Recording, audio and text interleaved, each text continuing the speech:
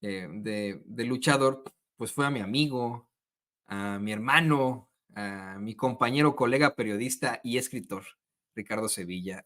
Le pido al equipo que nos grabe para saludar al gran Ricardo Sevilla, quien yo, si fuera él un luchador, yo le pondría el varón de los datos duros. Pero el varón como título nobiliario no existente, que sí existen en el pancracio mexicano, pero el varón de los datos duros, Ricardo Sevilla.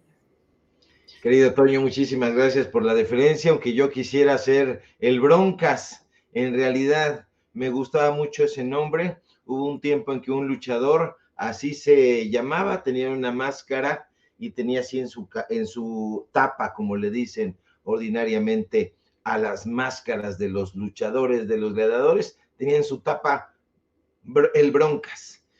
Duró poco tiempo el Broncas, después se enmascaró. No hay que revelar el camino que llevó a cabo el Broncas, pero fue un camino muy, muy interesante. Y a mí me gusta la bronca periodística, me gustan los datos duros, me gusta la investigación. Soy muy curioso, meto la nariz por aquí y por allá, y lamentablemente estoy en contra de la corrupción, Toño. Lamentablemente digo para aquellos que son corruptos. Afortunadamente para la gente que ve y que goza el periodismo y ver a estos mentirosos exhibidos, y yo nada más ando buscando pretexto, Toño, para ejercer esta apasionante labor, esta apasionante, pues hay quien le llama profesión, hay quien le llama oficio. Yo digo que es una combinación de ambas cosas, oficio, profesión, y agregaría yo sensatez. Y aquí estamos, mi querido Toño, para hacerle honor a esto que propones, el varón, el conde, o más bien el vasallo, yo diría el vasallo de los datos duros. Así que vamos a echar broncas, mi querido Toño, porque va a haber gente que se enoje, y entre esas personas el Grupo Nexos, Héctor Aguilar Camín, la gente que ha estigmatizado a Sócrates Campos Lemus, uno de los representantes más emblemáticos del 68. Toño, aquí estoy a tu disposición. Pues sí, vayamos a esa, que va a ser la primera investigación especial de Sin Censura ya en esta nueva etapa para la historia de México. Yo simple y sencillamente creo que quiero ponerme detrás de esto que planteas. Quiero garantizar efectivamente que mi amigo Ricardo Sevilla solamente está buscando un pretexto para ejercer lo que mejor sabe hacer, que es el periodismo. Y sin más por el momento, pues grábenos, compañeros, para escuchar la investigación especial aquí en Sin Censura. Querido Toño, público memorioso, vámonos rápidamente a la investigación, el reportaje del día de hoy. Y usted sabe que estamos en el triste marco, porque es un triste marco de la represión del 2 de octubre de 1968, y déjeme informarle que sobre eso vamos, porque durante el gobierno de Gustavo Díaz Ordaz, déjame informarte, Toño, la estigmatización contra los representantes del movimiento estudiantil de 1968 fue una brutal estrategia de Estado. Infelizmente, duele reconocer que el movimiento estudiantil en México aún carece de reportajes que reflejen la auténtica realidad del conflicto y el tamaño enorme de la represión estatal. Y eso se debió en gran medida, porque tiene una explicación, a que los medios de comunicación, como usted ya sabe que es una triste y funesta tradición, estaban, como hoy parecen también estarlo, controlados, no en ese caso como hoy por el corporativismo, sino en aquel momento eran controlados por el gobierno. Y debido a eso, Toño, apenas cubrieron tímidamente, pálidamente, los eventos significativos de aquel momento tan triste en la historia, no solamente de México, sino de todos los movimientos sociales. Apenas cubrieron la Marcha del Silencio, la masacre de Tlatelolco, muy tímidamente, la verdad sea dicha. Esa situación evidentemente llevó a una falta de análisis, a una serie de tergiversaciones narrativas muy propicias para el gobierno, que fueron colmadas con mentiras por los periódicos y revistas afines al régimen díaz-ordazista, hay que decirlo con todas sus letras. Sin embargo, es una punzante realidad que la represión contra algunos de los representantes más importantes del movimiento estudiantil de 1968 fue terrible, fue sistemática e incluyó toda clase de detenciones y de exilios forzados. Y uno de los intelectuales que padeció esa estigmatización por parte del Estado fue, infelizmente, un personaje llamado Sócrates Campos Lemus, un destacado intelectual del movimiento estudiantil del 68, quien en su momento, Toño, fue acusado sin ninguna prueba de haber traicionado. La tortura y detención arbitraria de Sócrates Campos en 1968 impactaron profundamente su vida personal, su carrera. Y es que déjame darte más detalles, porque luego de haber padecido cárcel injustamente, Sócrates fue liberado, pero el gobierno, a través de sus medios de comunicación afines y de sus intelectuales orgánicos, maiceados ya desde entonces y desde antes, por supuesto, se encargaron de estigmatizar a Sócrates como delator del movimiento estudiantil. Eso afectó indudablemente su reputación, pero lo más lamentable de todo el asunto, Toño, es que no había pruebas, no había ninguna, no había datos duros. Lamentablemente, los testimonios sobre la supuesta colaboración de Sócrates Campos con la Dirección Federal de Seguridad, porque eran algunos de los señalamientos que le hacían, eran controvertidos y no se sostenían con ninguna prueba. De hecho, no había prácticamente ni una prueba. La estigmatización emprendida por el gobierno, Toño, estaba siniestramente aceitada y utilizaron a los representantes del periodismo que ayer como hoy pues han aceptado vender su conciencia al mejor postor, y uno de ellos fue precisamente, hay que decirlo fuerte, hay que decirlo que se escuche, fue Gilberto Guevara Niebla, un ex representante estudiantil, y hay que llamarle representantes estudiantiles y no líderes del 68, porque era justamente algo que Sócrates Campos Lemus estaba en desacuerdo.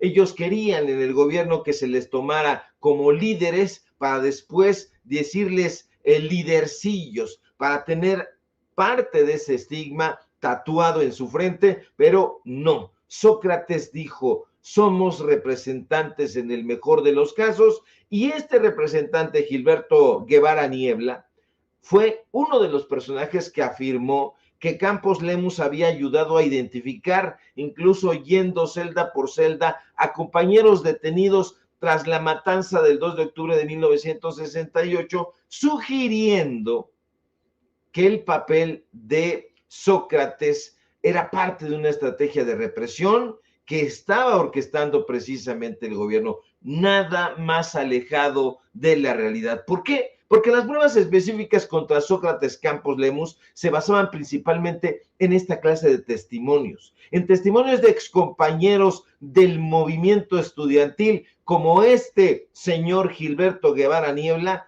que fíjese usted nada más, curiosamente, forma parte del grupo Nexos. Porque ha estado ahí el señor Gilberto Guevara Niebla, pero también, curiosamente, este escritor sinaloense, Gilberto Guevara Niebla, lo digo para que lo subraye, es uno de los sujetos que se presenta él sí como un líder del Consejo Nacional de Huelga del movimiento estudiantil del 68. Pero mira, cómo son las cosas. Durante el salinato fue nombrado a manera de premio subsecretario de Educación Básica en la SEP.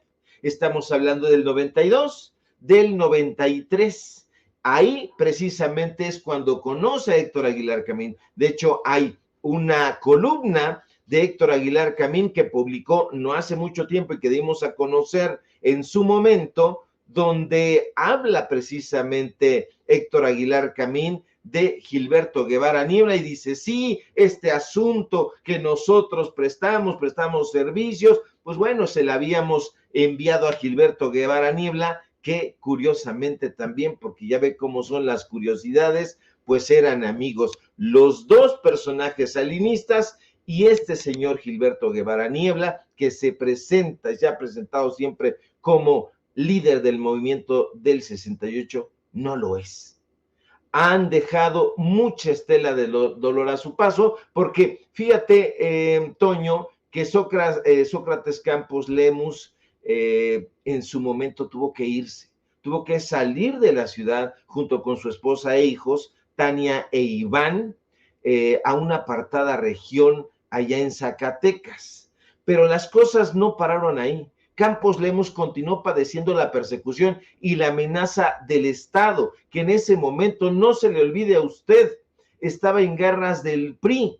Las versiones de Estado seguían sembrando la insidia, la estigmatización contra Campos Lemus. Llegaron a decir incluso, Toño, que cuando había estado en la cárcel era rechazado por los internos. Sin embargo, esa era otra mentira roñosa creada por los intelectuales que más tarde o más temprano, como en el caso de Gilberto Guevara, terminaron aliándose con el gobierno de Gustavo Díaz Ordaz y posteriormente con quien fue su secretario de Gobernación, el señor Luis Echeverría, este personaje sumamente siniestro. Lo cierto es que Sócrates Campos Lemus no era rechazado. Al contrario, fíjate, el actor y dramaturgo Alejandro Guerrero habla en exclusiva para nosotros aquí en Sin Censura sobre la amistad entrañable que tenía Sócrates Campos con José Revueltas, por ejemplo. Y le voy a pedir a mi querido don David que nos ponga el video de Alejandro Guerrero, por favor.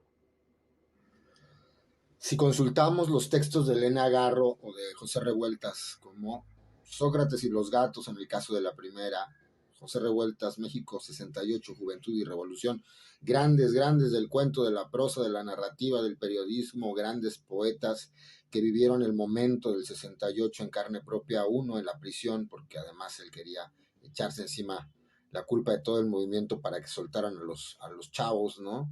Y Elena Garro cerca de Carlos Madrazo, del movimiento de Patria Nueva y todo lo que implicó, y justo de ahí, ¿no? De estos dos textos, yo lo que recomiendo es buscar también la verdad respecto a eso que se construyó como política y mecanismo de Estado y de silenciamiento contra Sócrates Amado Campos Lemus. Ahí, en Juventud y Revolución, el maestro Revueltas habla de la relación entrañable que mantuvo con Sócrates, las visitas de Simón Tomás Giraud, la esposa y compañera de Sócrates Amado Campos Lemus, y toda la forma, ¿no? que había de alguna manera desconocida o que se ha conocido poco, porque los compañeros que estaban dentro de prisión con Sócrates ni lo detestaban, ni lo odiaban, ni decían que fuera un traidor.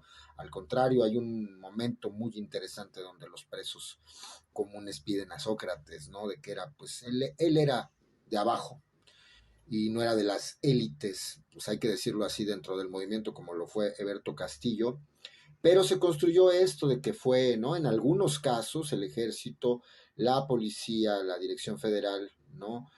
Tras torturarlo, lo llevó de celda en celda supuestamente para acusar a cada uno y denostarlo y tener una ficha, un archivo contra cada uno de ellos, porque él había traicionado. El movimiento no era clandestino, el movimiento aparecía en los diarios, aparecía en revistas como ¿Por qué? Que es fundamental seguirle la pista con lo que pasa en esa revista después del 2 de octubre, que desaparece un montón de ejemplares. El gobierno también respecto a una entrevista de Sócrates y cuenta esto, de la entrevista armada del tinglado que le hacen en el campo Marte, Y bueno, eso, y leer también a Carlos Montemayor, La violencia de Estado en México, antes y después del 68, fundamental en toda esta historia, en este rompecabezas. Pues ahí están las palabras del dramaturgo Alejandro Guerrero, que arroja bastante luz sobre este caso, Toño, pero hubo un elemento que podríamos llamar aún más pernicioso, porque Sócrates no fue el único que padeció esta estigmatización ni persecución de parte del Estado. Acuérdese usted que las personas generalmente no están solas. También hubo víctimas alrededor de Sócrates y esa víctima principalmente fue su familia y más dolorosamente los hijos de Sócrates. En la información que el gobierno de Andrés Manuel López Obrador, hoy expresidente de este país, decidió desclasificar en 2020, se puede comprobar que para estigmatizar a Campos Lemus hubo una doble rueda de prensa, la que le fue sacada bajo tortura y la que se dio en el set del campo militar solo para medios de comunicación, evidentemente aliados al régimen díaz-ordazista. Afortunadamente, la revisitación de la historia nos ha permitido encontrar las versiones silenciadas de los acontecimientos. No es una ocurrencia de este periodista, Toño. Están los datos duros ahí, están los archivos aquí en lo que era la mansión del delito Lecumberri, hoy convertido en el Archivo General de la Nación,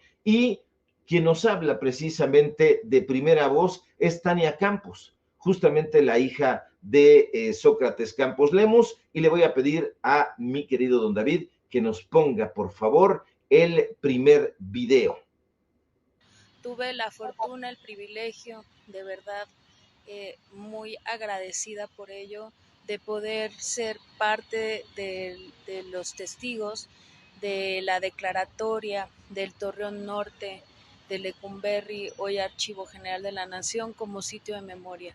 Esta declaratoria es muy importante porque nos permite recordar en ese espacio sucesos muy importantes durante la Guerra Sucia, del 68 también, por supuesto, pero no solo del 68, y estar ahí considerada mi familia como víctima indirecta de estos sucesos fue muy importante para mí, a pesar de lo difícil que es tener que declararse víctima, ¿no?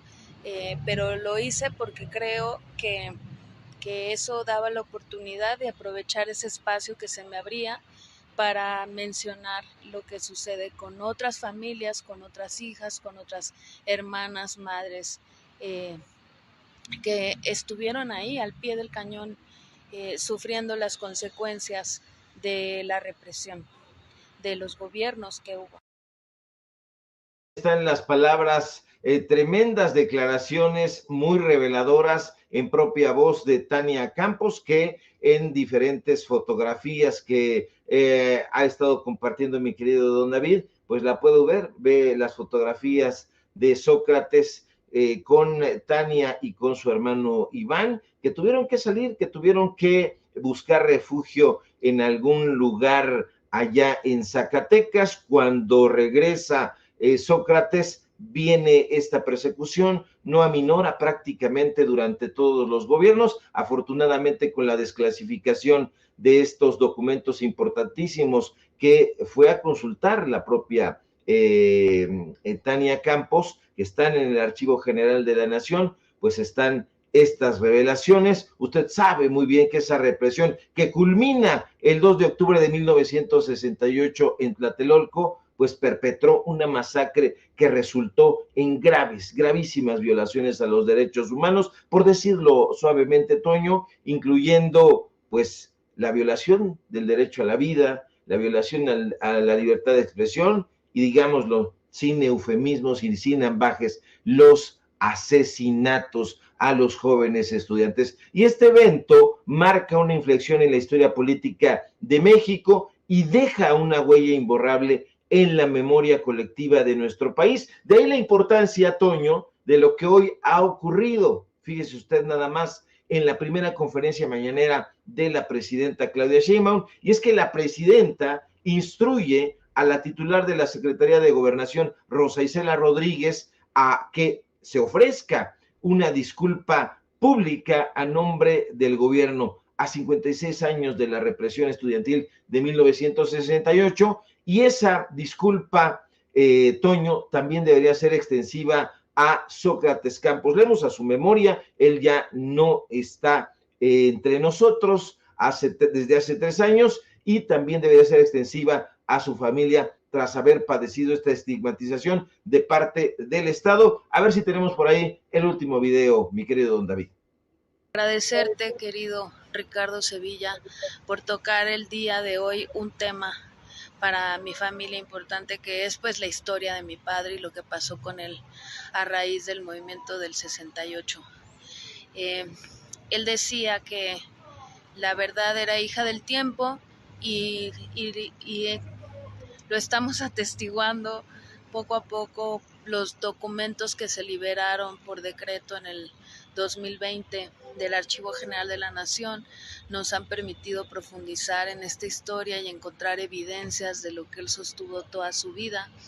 Y bueno, pues solamente decirte que para mí es muy importante tener este espacio, que abras este espacio, que nos abran este espacio, para decir claramente: Sócrates Campos Lemos no traicionó ni al movimiento ni sus convicciones. Pero esto es importante decirlo no solamente por él, que desafortunadamente ya no está.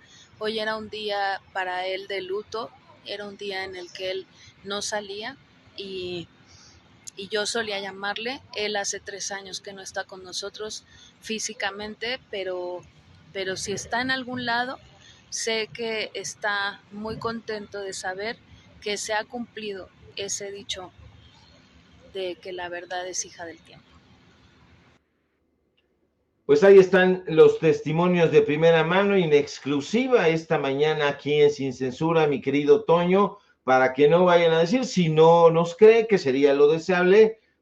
Aquí hay un Metrobús que pasa sobre Eje 3 y lo puede usted tomar, sobre todo aquellos derechosos que insisten en decir que creen en Gilberto Guevara Niebla después de todas las cosas y datos duros que les estamos presentando. Pues habrá todavía quien quiera creer en Héctor Aguilar Camín y sus secuaces. Habrá quien crea en Marcelino Perelló, ya tampoco está entre nosotros, pero Marcelino Perelló pues era un auténtico misógino. Precisamente por eso le dieron una patada, imagínense usted, en el periódico Excelsior, en la UNAM, porque dijo unas barbaridades que no quiero ni recordar. Pero pasa ahí el Metrobús, Toño, para que lo tomen aquellos derechosos, se bajen ahí en el Archivo General de la Nación y se metan a consultar esta información que ha sido por fortuna desclasificada. Así que se merece una disculpa la familia de Sócrates Campos Lemos, y desde luego él, quien fue el estigmatizado, pues a su memoria, mi querido Toño.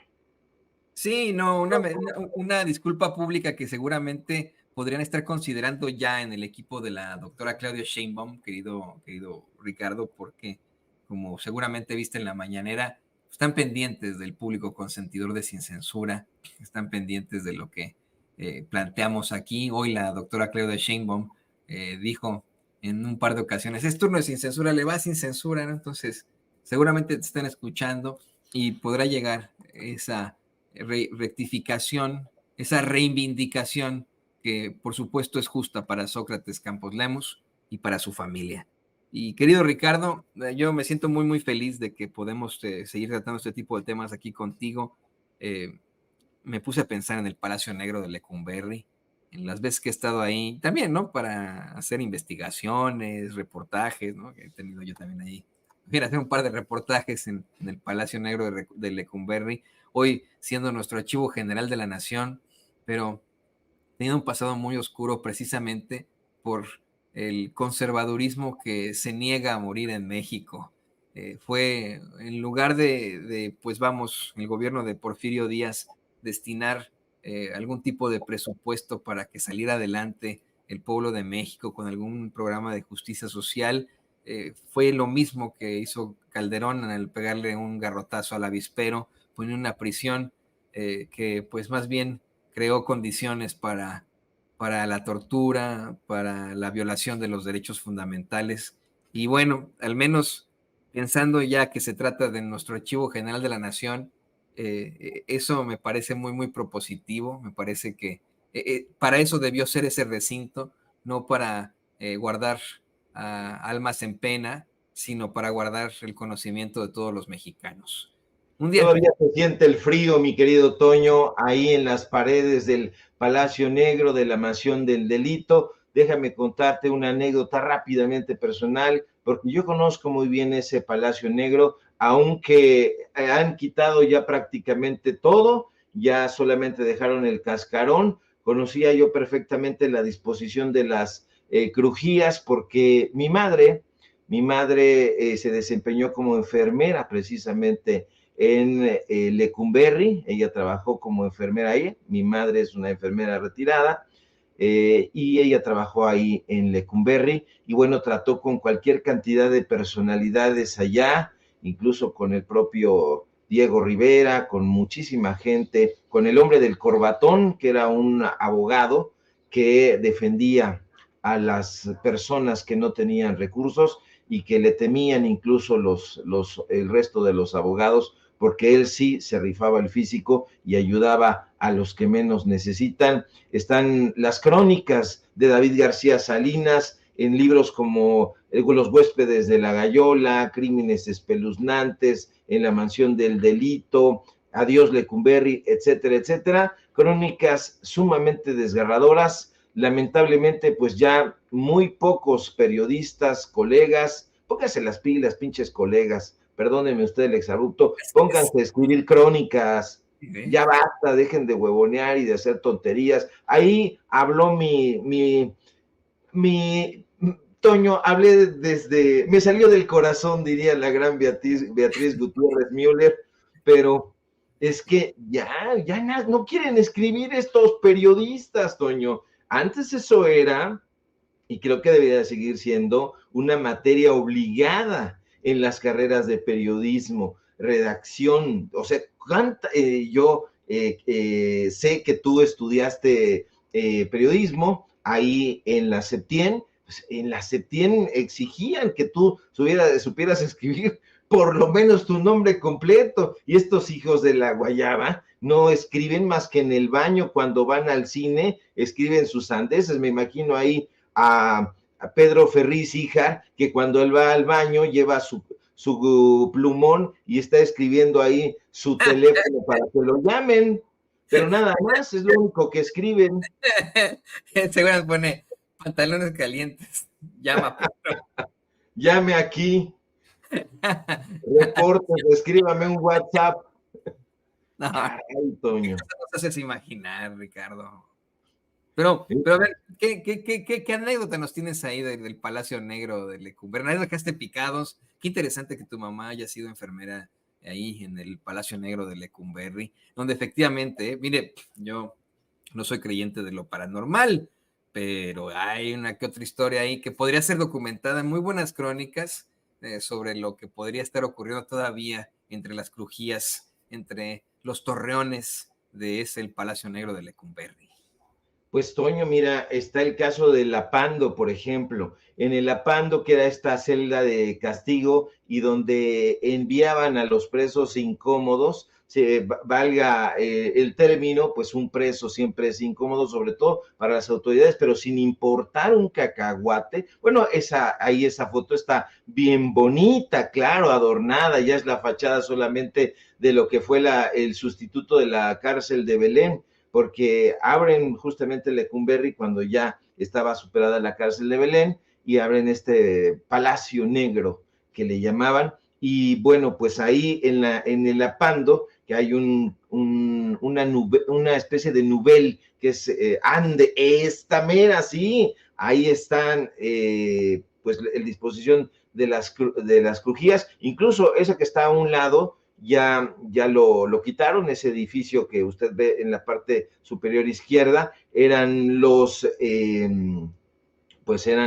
los juzgados, eran los tribunales, y allá iban, allá se aparecía el hombre del corbatón, allá había el caso también de la tamalera, así se llama, después han ido recuperando esa historia, pero trata de una señora que recibía violencia de parte de su marido, la golpeaba, la sobajaba, la vejaba, y bueno, ella pues decide asesinarlo y hacerlo tamales. Y ella termina ahí en Lecumberri, en el área de mujeres, y esa crónica, una crónica muy intensa, la publica David García Salinas en ese texto que se llama Crímenes Espeluznantes, y que era una serie, Toño, que publicaba la prensa, se llamaba Publilibros La Prensa.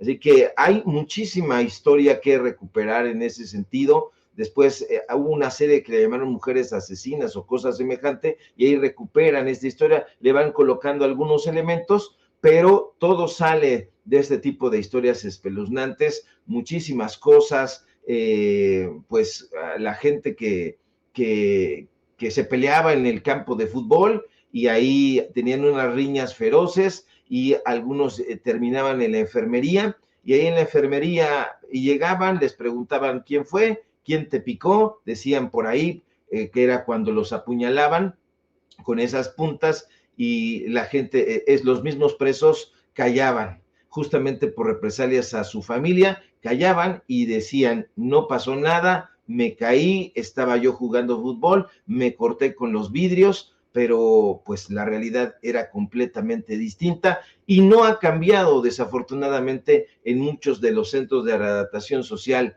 de la actualidad. Eso también tiene que cambiar. Aquí está usted viendo pues este uniforme típico que incluso llegó a usar, por lo menos el pantalón, Pedro Infante. ¿Te acuerdas, mi querido Toño, de Pedro Infante? Pepe el Toro es inocente. Así es. Ya va a salir Pepe el Toro. Sí, hombre. ¿Qué historias? La verdad que valdría muchísimo la pena recuperar, a lo mejor en un programa, en una crónica, en esas crónicas de nuestros tiempos, que es un título muy vigente, y bueno, pues que todavía deberían de estarse escribiendo. Hacen falta las crónicas, Toño. Yo estaba esperando la crónica, por ejemplo, de la toma de posesión de la doctora Claudia Sheinbaum, una crónica con todo lo que se respiraba, todo lo que se olía, lo que se caminaba, esas crónicas, el estilo de Carlos Monsiváis, de José Joaquín Blanco, de los grandes cronistas que ha tenido este país, pero esa tradición se está perdiendo, y nosotros que somos unos nostálgicos, pues ahí estamos dando la batalla, Toño. La haremos nosotros próximamente. Dice que Faitelson porque él es buen cronista, pero nada más dedicó ahí un mensaje muy pedorro en Twitter a la toma de posesión, y después pues discurso de la doctora Claudia Sheinbaum.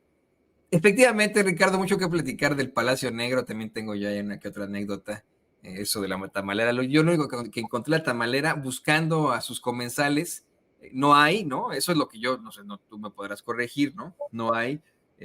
Se plantea que pues mucha gente, a partir de la pena que les pudo haber ocasionado el haber consumido esos ricos tamales, no digo tamales, ricos tamales por ser tamales, no porque hayan sido del marido, no quisieron de ninguna forma testificar, pero por supuesto que es un tema que tendremos que abordar en algún momento histórico de Sin Censura, aprovechando que ya en las mañaneras habrá 2 días históricos. Estará este Día de la Memoria, el Día de la Suave Paz. Está muy bueno, Toño, está muy bueno. La verdad es que yo siempre he sido de esa idea, y lo hemos compartido aquí en este espacio Sin Censura, de hacer ese viaje a las tierras de la memoria, hacer esa revisitación a la historia, porque estoy persuadido de que quien olvida la historia, la propia y la historia de la humanidad, está condenado a repetir los errores. No hay innovación sin tradición. A veces nos creemos muy innovadores y presentamos cualquier bagatela y decimos,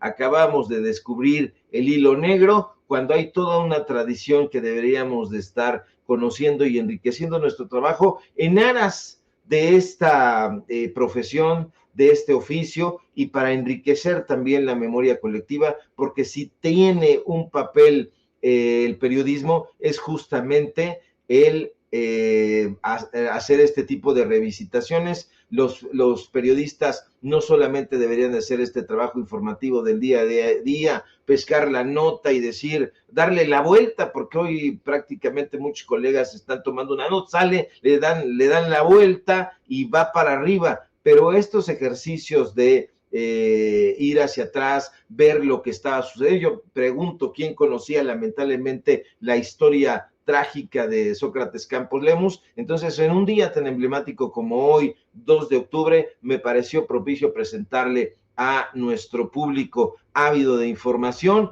pues una historia, porque no se vaya con la idea de esto que han dicho y han repetido los medios de comunicación corporativos. Ahí había una carta, ¿no, mi querido don David? Bueno, la columna esta de Héctor Aguilar Camín, pues a esta justamente hasta se la subrayé para que no hubiera problema, y usted vea cómo Héctor Aguilar Camín se refiere lisonjeramente a Gilberto Guevara Niebla, que era el subsecretario de Educación Pública en tiempos de Carlos Salinas de Gortari, y él en esta aclaración lanza una paletada de tierra sobre su propia cabeza hueca y dice, sí, esa carta que da a conocer el presidente López Obrador no se la mandé a Salinas de Gortari, se la mandé al subsecretario que colaboraba con él y que era su jefe. Son puras tonterías, Toño, no tienen idea estos personajes, y qué bueno, porque de esa manera están cayendo estos falsos ídolos con pies, ya no digamos de tierra, sino con pies de agua. Sí, que caigan y que puedan ser exhibidos aquí en Sin Censura. Querido Ricardo, yo te agradezco infinitamente, como siempre, por estas hermosas tertulias que tenemos aquí en Sin Censura. Y bueno, pues ya nos diste tus redes sociales, ¿verdad? Ya las compartiste por ahí.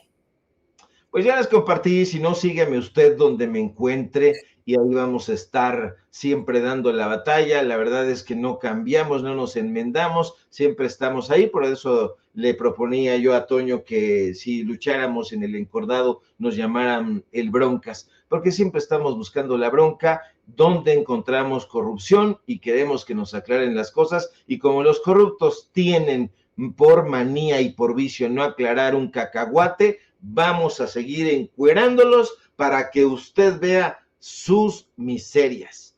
Toño, las redes sociales, síganos aquí en Sin Censura, allá más tarde los datos duros a la hora de la noche, y síganos donde sea. Te mando un fuerte abrazo y estamos pendientes a la información. Y ahí está el reto para los colegas que también nos están escuchando. Hagan crónica, ya déjense de cosas. Así es, hagan crónicas y sean buenos periodistas, como el periodista y escritor, mi queridísimo Ricardo Sevilla. Muchas gracias, amigo.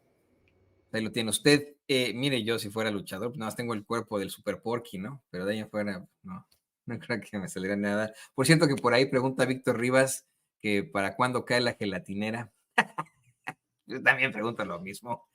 Así como la tamalera, pues esta es la gelatinera, que efectivamente tiene una serie de irregularidades en su haber y alguien tendría que señalarlas.